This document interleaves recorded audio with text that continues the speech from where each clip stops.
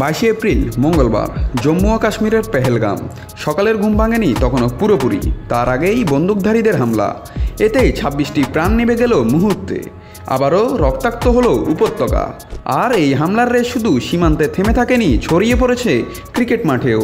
আবারও উস্কে উঠেছে ভারত পাকিস্তানের বহু পুরনো দ্বন্দ্ব। আর সেই টানাপোড়েনের প্রভাব স্পষ্টভাবে ধরা পড়েছে ক্রিকেট বোর্ডের অবস্থানেও।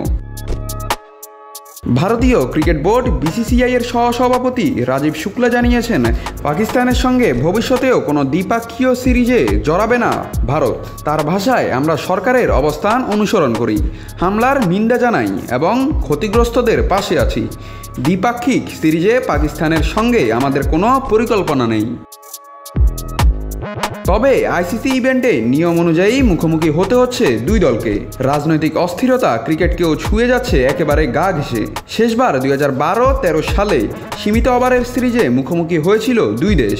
এরপর 15 বছর কেটে গেলেও রাজনৈতিক সম্পর্কের বরফ এখনও গলেনি।